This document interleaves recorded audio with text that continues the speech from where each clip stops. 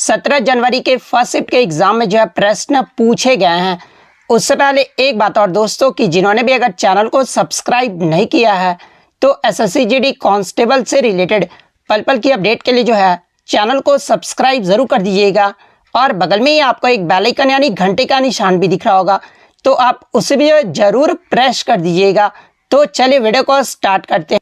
तो आज का जो आपका पहला क्वेश्चन आया था कि भारत के संविधान के अनुसार राज्य का राज्यपाल बनने के लिए व्यक्ति की जो न्यूनतम आयु है ना वो क्या होनी चाहिए।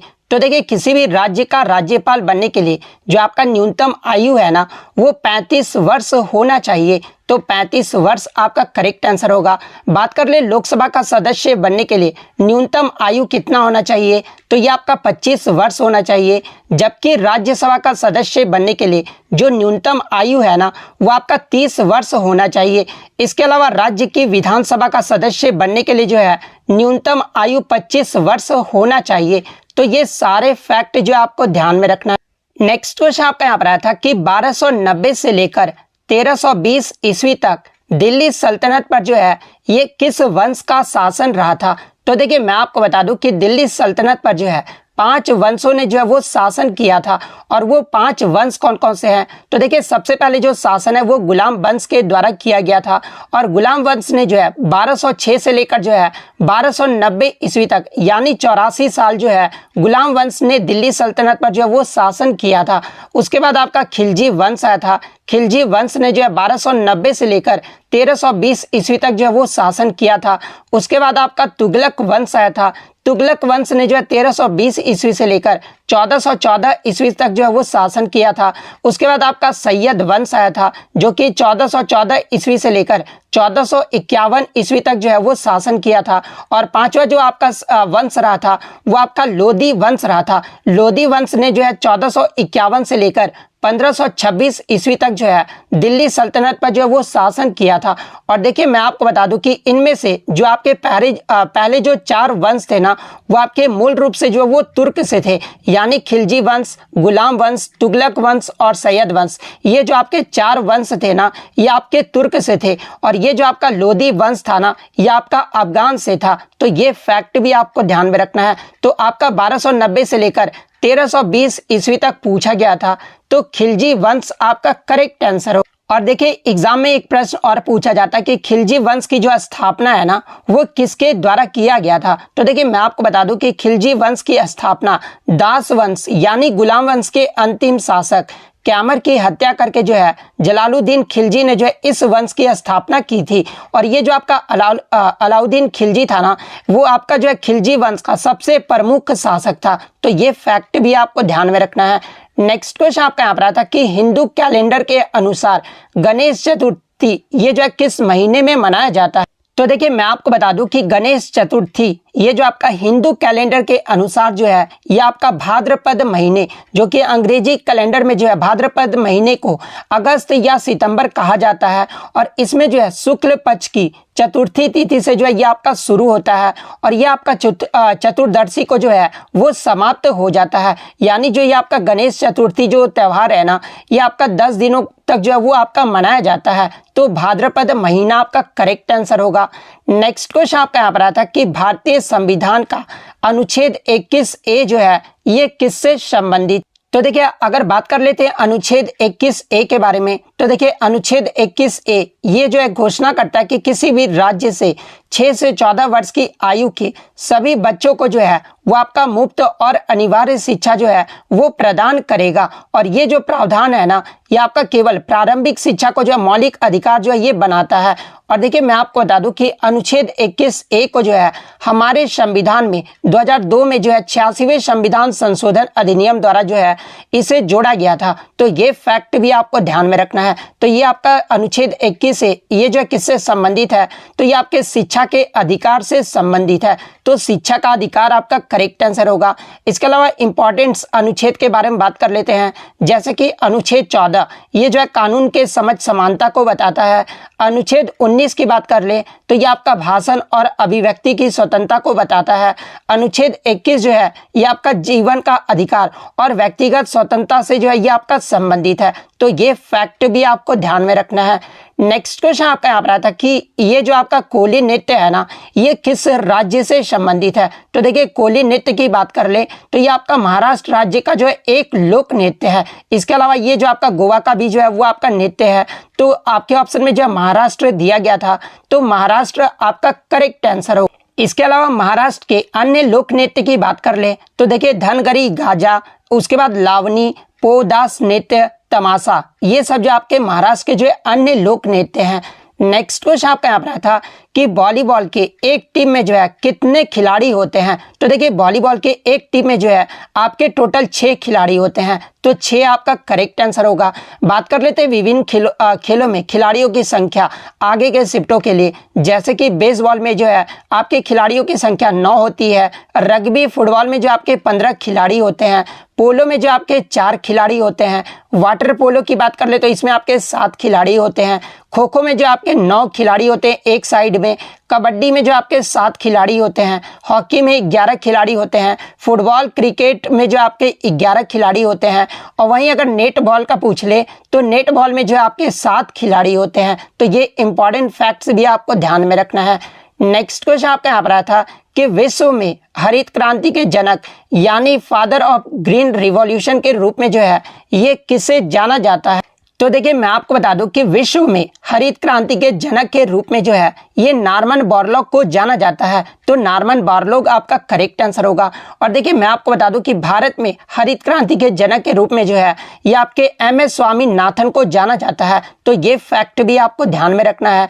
और बात कर लेते हैं नॉर्मन बोरलॉग के बारे में। तो देखिए इन्हें वर्ष 1970 में जो है आपका हाई यील्ड वेराइटीज यानी उच्च उपज देने वाली किस्मों को विकसित करने के लिए और उनके कार्य करने के लिए जो है इन्हें नोबेल शांति पुरस्कार से जो है वो प्रदान किया गया। यानी आगे के शिफ्ट में आपसे पूछा जा सकता है कि नॉर्मन बोरलॉग को जो है आपका नोबेल शांति पुरस्कार कब प्रदान किया गया था। तो 1970 में जो है इन्हें प्रदान किया गया था। और किस कार्य के लिए जो है प्रदान किया गया था, तो ये आपको ध्यान में रखना है कि उच्च उपज देने वाली किस्म यानी हाई यील्डिंग वेराइटीज को विकसित करने और उनके कार्य करने के लिए जो है इन्हें नोबेल शांति पुरस्कार जो वो प्रदान किया गया था।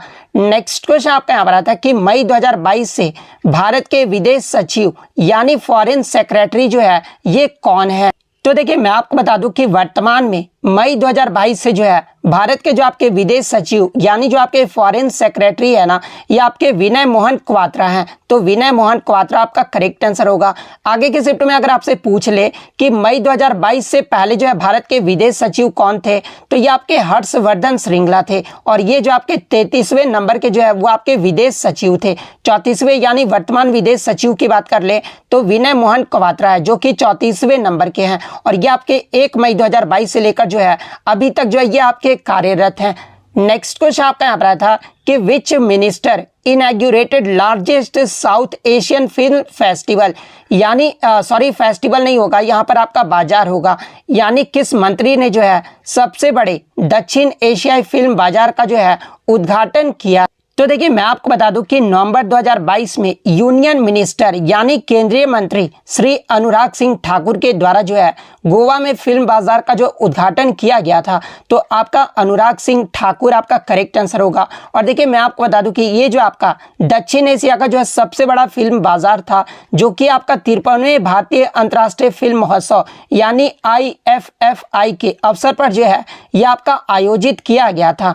नेक्स्ट क्वेश्चन आपका यहाँ पर आया था कि परमाणु क्रमांक 12 ये जो किस तत्व का होता है। तो देखिए 12 जो एटॉमिक नंबर है ना, ये आपका मैग्नीशियम धातु का होता है। तो मैग्नीशियम आपका करेक्ट आंसर होगा। बात कर ले मैग्नीशियम का सिंबल क्या होता है, तो Mg जो है मैग्नीशियम का सिंबल होता है। और ये जो आपका किस आवर्त यानी किस पीरियड में आता है, तो देखिए आपका जो मैग्नीशियम है ना, ये आपके तीसरे पीरियड में आता है। और समूह यानी किस ग्रुप में आता है, तो ये आपका दूसरे ग्रुप में आता है। नेक्स्ट क्वेश्चन आपका यहाँ पर आता है कि हरित क्रांति ये जो है किस फसल से संबंधित है। तो देखिए मैं आपको बता दूं कि आपके एग्जाम में जो है ग्रीन रेवोल्यूशन से लगातार प्रश्न पूछे जा रहे हैं। तो देखिए हरित क्रांति जो है ये आपका चावल और गेहूं की अधिक उपज देने वाली किस्म से जो है वो संबंधित है। तो चावल और गेहूं आपका करेक्ट आंसर होगा।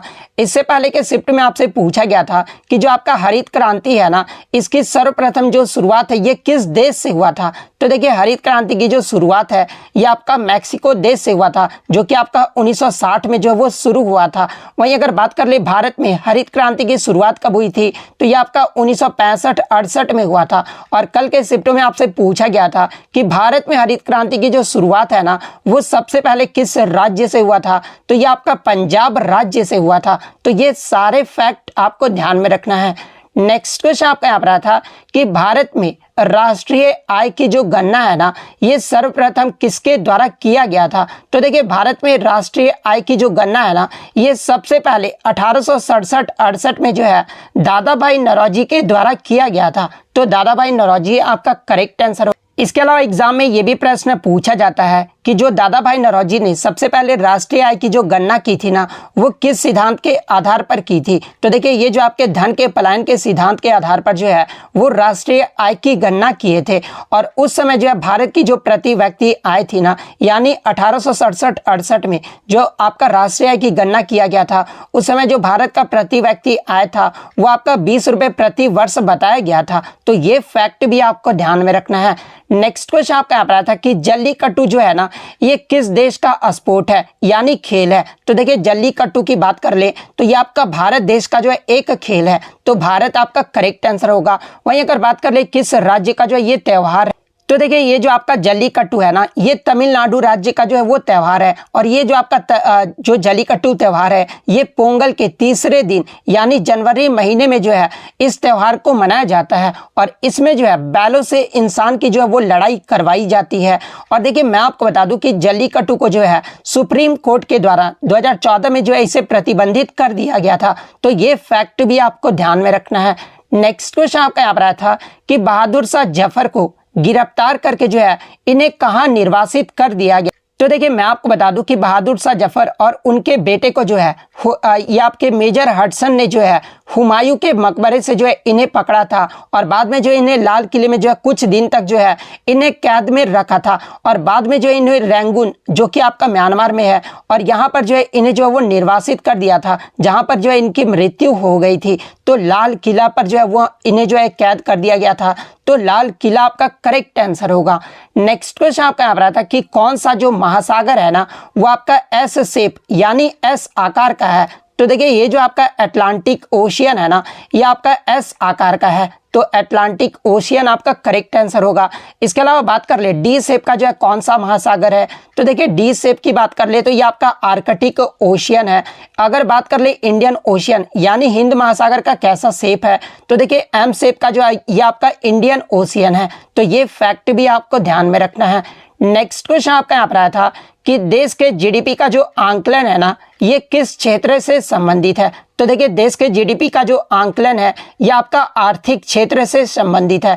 तो आर्थिक क्षेत्र आपका करेक्ट आंसर हो। नेक्स्ट क्वेश्चन आपका यहाँ पर आया था कि मनरेगा ये जो है किस मंत्रालय के द्वारा जो है वो क्रियान्वयन किया जा रहा है, यानी जो है आपका मनरेगा है ना, ये किस मंत्रालय के अंतर्गत आता है। तो ये आपका ग्रामीण विकास मंत्रालय के अंतर्गत आता है। तो ग्रामीण विकास मंत्रालय आपका करेक्ट आंसर होगा। और बात कर ले मनरेगा के बारे में, इसका एग्जाम में जो है फुल फॉर्म पूछा जाता है। तो देखिए इसका जो फुल फॉर्म होता है ना, वो आपका Mahatma Gandhi national rural employment guarantee act होता है। और इस अधिनियम को जो है 2005 में जो है वो पारित किया गया था। तो ये फैक्ट भी आपको ध्यान में रखना है। नेक्स्ट क्वेश्चन आपका यहाँ पर आया था कि 2022 का संगीत अकादमी जो पुरस्कार है ना, ये किसे दिया गया है। तो देखिए 2022 के संगीत अकादमी पुरस्कार की बात कर ले तो ये आपके हरिकेश सुलभ और अनूप जलोटा को दिया गया है। तो सॉरी, ऋषिकेश सुलभ आपका करेक्ट आंसर होगा और अनूप जलोटा आपका करेक्ट आंसर होगा। नेक्स्ट कुछ बच्चों ने बताया कि साहित्य अकादमी पुरस्कार के बारे में पूछा गया। तो देखिए अगर बात कर ले साहित्य अकादमी पुरस्कार के बारे में, तो देखिए हमारे संविधान में जो आपके 8वीं जो शेड्यूल्ड है ना, उसमें जितनी भी भाषाएं उनके लिए जो है साहित्य अकादमी पुरस्कार दिया जाता है। और 2022 में हिंदी भाषा के लिए जो है ये आपका बद्री नारायण को जो है पोएट्री में तुमडी के शब्द के लिए जो है इन्हें दिया गया था। तो अगर ये पूछा गया था तो बद्री नारायण आपका करेक्ट आंसर होगा। वहीं अगर बात कर ले 2021 में हिंदी में साहित्य अकादमी पुरस्कार जो ये किसे दिया गया था, तो ये आपके दया प्रकाश सिन्हा को दिया गया था, जो कि इनके नाटक सम्राट अशोक के लिए दिया गया था। वहीं अगर इंग्लिश में साहित्य अकादमी पुरस्कार की बात कर ले तो देखिए 2022 में जो है ये आपके अनुराधा रॉय को दिया गया था, और अनुराधा रॉय को जो है इनके उपन्यास all the lives we never lived इनके लिए जो है इन्हें दिया गया था। वहीं अगर 2021 की बात कर ले तो ये आपका नमिता गोखा को जो है वो दिया गया था, सॉरी नमिता गोखले को जो है वो दिया गया था। और इनके किस उपन्यास के लिए दिया गया था, तो थिंग्स टू लीव बिहाइंड इस उपन्यास के लिए जो है इन्हें दिया गया था। नेक्स्ट क्वेश्चन आपका यहाँ पर आया था कि सीता का पर्यायवाची शब्द जो है कौन सा नहीं है। तो देखिए सीता के पर्यायवाची शब्द की बात कर ले तो वैदेही, जानकी, भूमिजा, जनकन्या, जनक नंदिनी, रामप्रिया, ये सब जो आपके होते हैं ना वो सीता के पर्यायवाची शब्द होते हैं। तो इनमें से आपका 3 तो ऑप्शन में दिया होगा, इसके अलावा जो आपका चौथा ऑप्शन दिया होगा ना वो आपका करेक्ट आंसर हो। नेक्स्ट आपका एक बाग बाग होना मुहावरे का अर्थ पूछा गया था। तो देखिए बाग बाग होना मुहावरे का जो अर्थ होता है ना वो बहुत खुश होना होता है, तो बहुत खुश होना आपका करेक्ट आंसर होगा। तो इतने क्वेश्चन जो है आज मुझे बच्चों के द्वारा मिले हैं जो कि 100% रियल और ऑथेंटिक है। तो अगर वीडियो अच्छी लगी हो तो वीडियो को जो है लाइक जरूर कर दीजिएगा, और इसी तरह एसएससी का किसी भी एग्जाम का रियल एनालिसिस पाने के लिए जो है चैनल को सब्सक्राइब जरूर कर दीजिएगा। तो मिलते हैं नेक्स्ट वीडियो में, तब तक थैंक यू ऑल द